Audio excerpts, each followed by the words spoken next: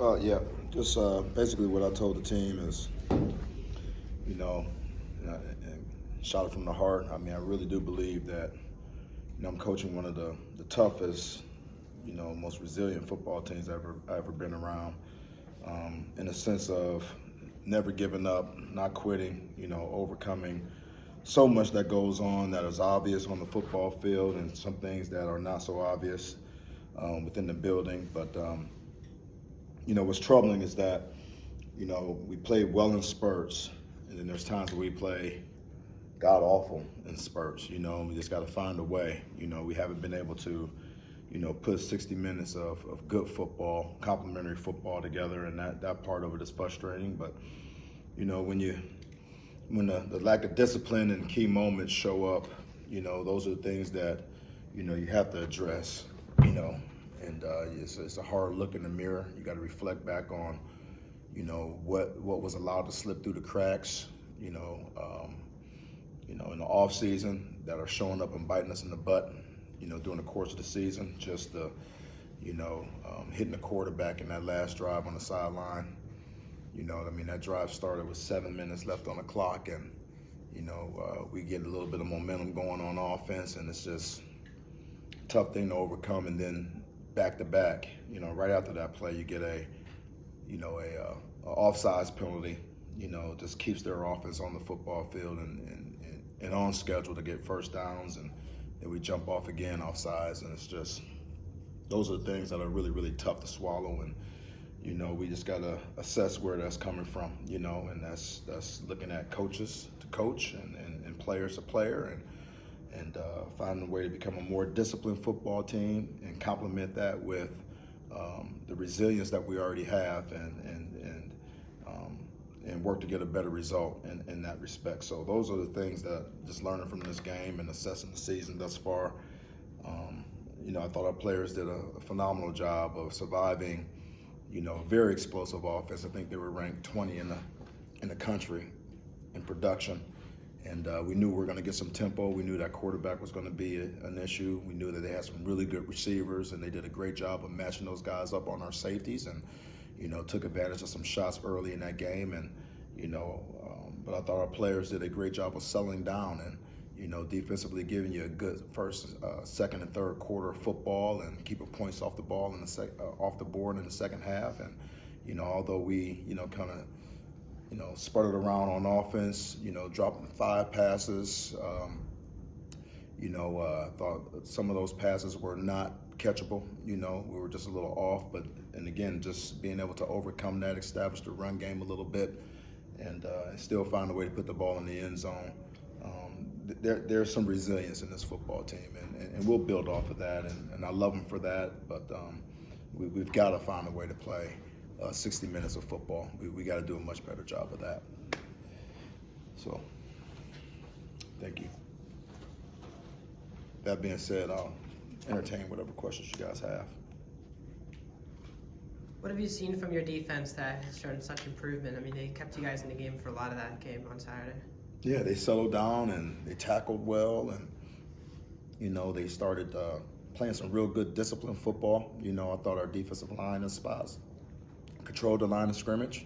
That quarterback was an issue. Now he is. When you sit there and you look at their production in the run game, a lot of their explosive plays is coming from the feet of that quarterback, and you had to be very careful when they were throwing the football of trying to open up run lanes for him to get explosive runs on us on extended plays in their throw game. So I thought our defensive line did a good job of compressing the pocket, kind of keeping them contained that way. We put some hits on them from time to time, and didn't give them a whole lot of room to run. And I think when you do that against a good offense in South Florida, you have a chance to neutralize them to some degree. They're always a threat at any given point in time, but I think they did a great job of holding the run game in place, because that's the last thing you want is for them to have a quarterback that opens it up, and then you stop that piece of it and they throw the ball down the field, you settle down in that area, and all of a sudden here comes the explosive runs, right? They keep you off balance that way. And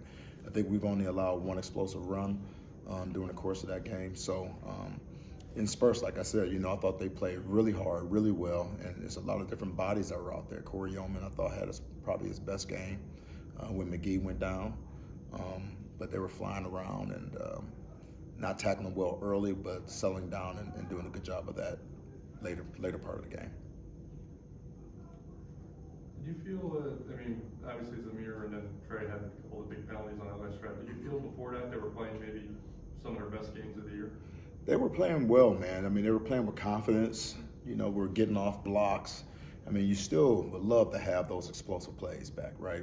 Those are the things that, the matchup on our safeties. I know our safeties can play better than that, but I give credit to South Florida. Those receivers were really good, really fast, very athletic. Did a great job in the 150-50 situation against Tyron Francis. He was in position, but then they caught us off guard. They would stack him. Found a way to get Alex Odom's eyes confused off a stack alignment. Those are the things we got to fix. The moment you take a bad step and you have your eyes wrong and try to play catch-up football against the speed we saw, it's not a good recipe. So we got to get better fundamentally that way. But yeah, to answer your question, I thought, they kept us in the game. We were having some issues. Again, we had the turnover show up on offense. Our quarterback was off at times, and we had some drop footballs, and it put our defense back on the field at times. So yeah, I think they did a good job of just staying the course, staying confident, not getting emotional. And I thought they played well all the way up into that last drive, man. All the way up into that last drive. I wish I could get that one back. That's a tough one to swallow, but yeah, there's something that we will build off of. What's the conversation like with Zamir over the last few days? I'm sure he's probably taking it really hard. And, what are you talking about? You make sure he's. Obviously you want him to, take responsibility, but I'm sure it's tough on the kid when he makes a play like that. Yeah, it's tough on a kid, but take responsibility, and that's a tough thing to do. And when you're building a Temple Tough football team, everything I've learned about this place, that's what you work yourself through. You have to first embrace it, and a lot of times kids have a tough time embracing it, no, you were wrong on that. Now let's learn from it. It's either a loss or a lesson, right? And you try to fight these kids to really get their mindset wrapped around the lesson that needs to be learned in that moment. Yeah, he'll be all right. He's got thick skin. We need him to play better in spots. We're calling his number because, out of necessity, we need him. We need him. So, learn from that play, flush it, and get better. That's it. Do you view the penalties as kind of an anomaly? You have been one of the least penalized teams in the league. So did you look at that drive as just kind of, something that you usually don't see out of your team? I just think it was a lack of situational awareness there. Here's the deal, right? They start that drive with 7 minutes on the clock, and so we're thinking that we're going to get a stop and another opportunity to get the drive back. That should be a possession football game with 7 minutes left on the clock. You get them down 3rd and 13, okay? Why would you do that? Why would you do that, right? What in your mindset tells you that is the smart thing to do? And I just think that there is a lack of situational awareness that took place right there, right? Maybe it's him not being in that situation. Normally he's our second team guy who's normally not in those pressure situations, but that's an excuse. Right, that's an excuse. If you're in a meeting room setting and you're learning from the guys who are put in those situations all the time, then you should be learning from all of our mistakes as a football team. And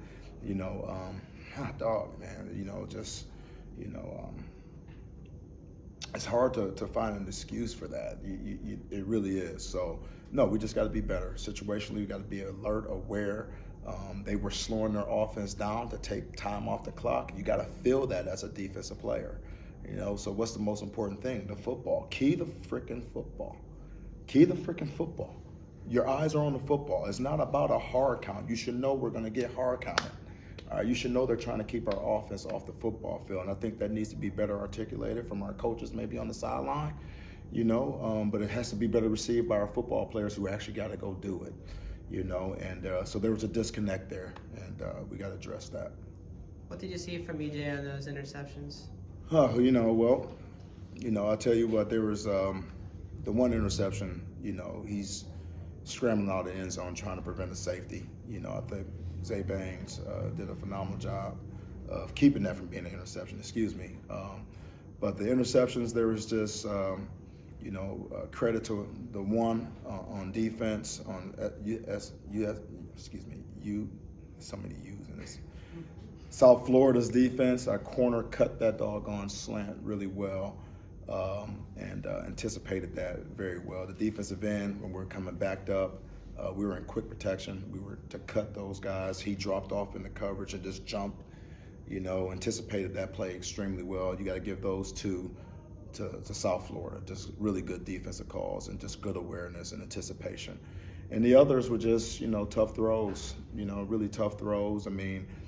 Combination of needing a better route, and a better throw.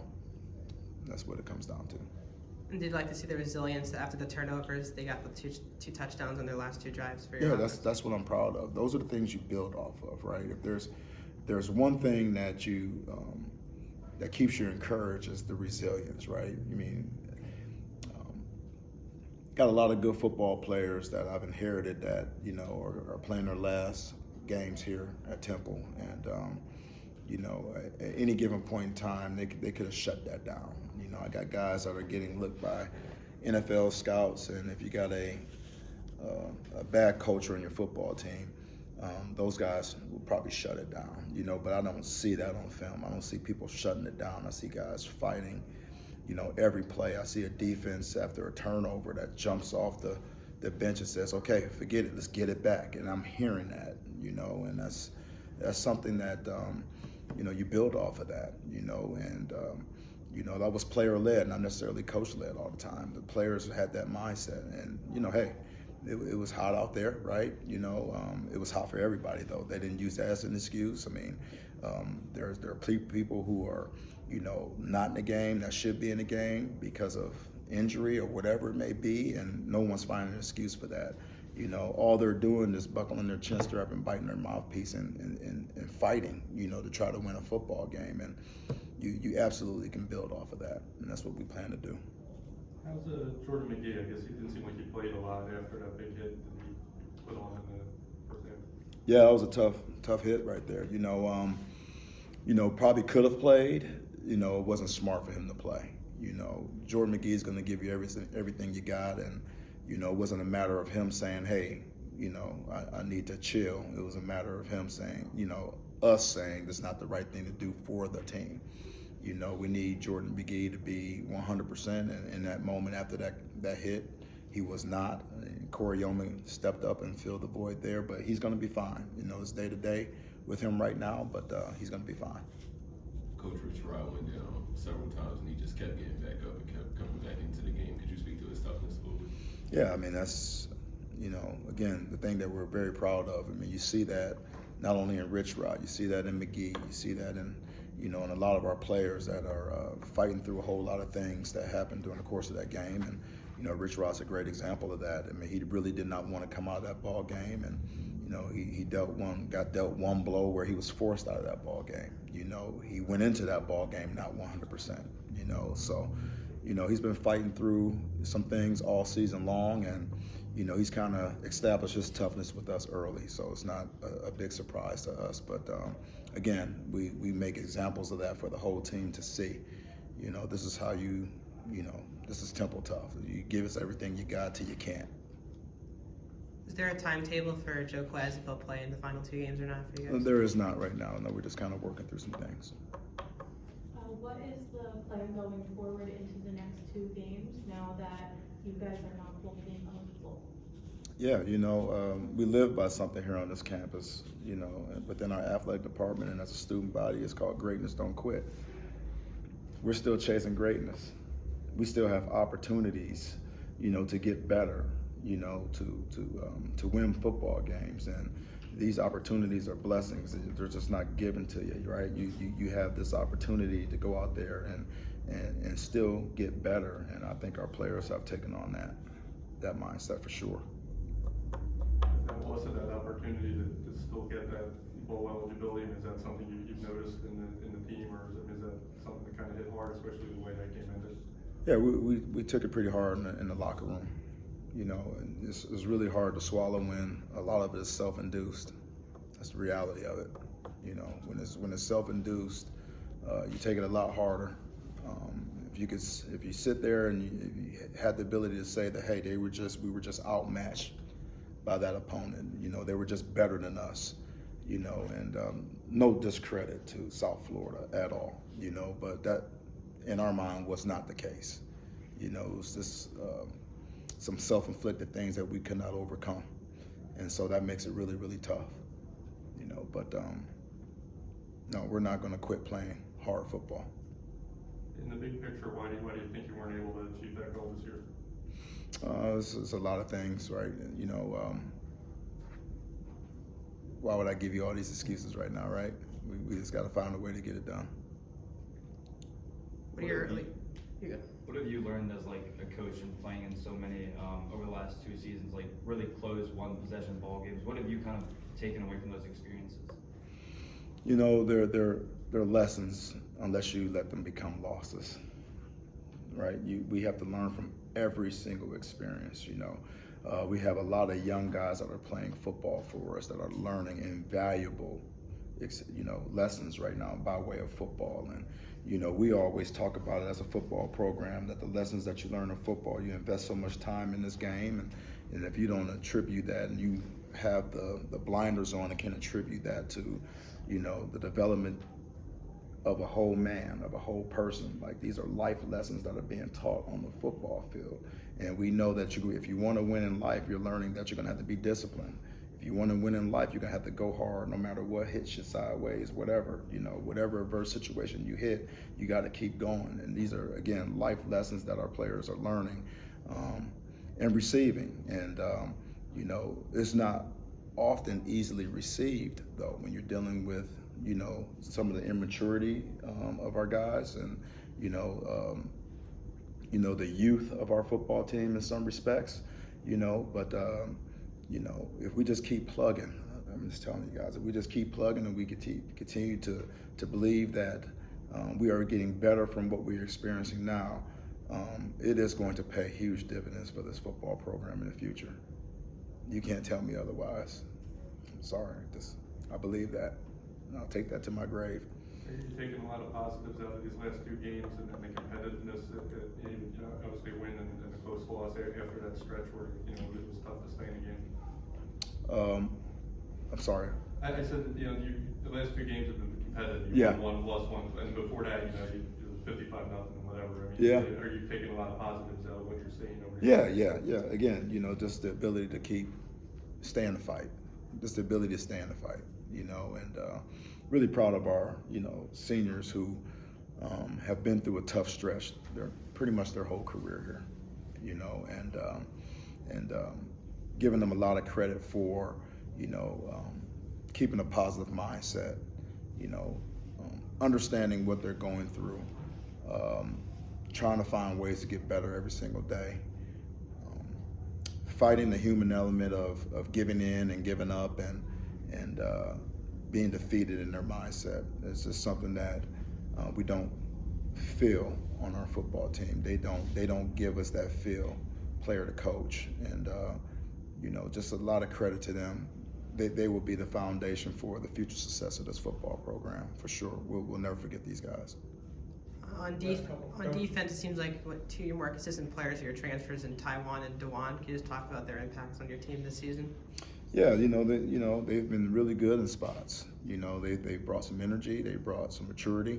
You know, and you know, hey, we all have taken our turns and doing something well that can give us a chance to win ball games, and some things not so good, right? And you know, but again, just showing up to work every single day with an edge. You know, that's something that you have to be very careful for when you're going into the portal, when you're going for transfers. Are you bringing in the right mindset, the right ingredient within their character traits that are going to fit your program. And I'm very thankful that those guys did. They did. They brought a level of toughness. They brought a love for the game, you know, and a work ethic that, you know, a lot of the young guys will be able to follow and kind of learn from. So, you know, they were great for us, you know, but we need to continue to get them better, because it's not good enough, right? It's not good enough. We still got 2 more games to play, and we're here to try to win them. In general, what do you see out of UAB? UAB is a team that plays hard, man. I mean, I tell you what, this is a very unique conference. You know, when you add the new Texas teams in our conference, and you add UAB, they bring a skill set, a level of speed, and some good football down there, and in Alabama for sure. You know, and you know, Trent, you have a coach that's a Super Bowl winning, you know, quarterback that's bringing a lot of offense to the table. You know, he absolutely loves football plays, and you know, you're going to get a multiplicity of different schemes offensively, which is tough to defend. You just don't know what you're going to see, you know, on offense. Defensively, they play very, very hard. They play very hard. Their front 4 are guys that get after it every single play. They got decent depth in that position there, and you know, not that they do a lot schematically, you know, but they know what they're doing, you know, so they're triggering and are always around the ball. So a lot of hats around the ball all the time, you know, so it's going to be a very competitive football game. Okay. Okay. Thanks, Coach. Yeah, so-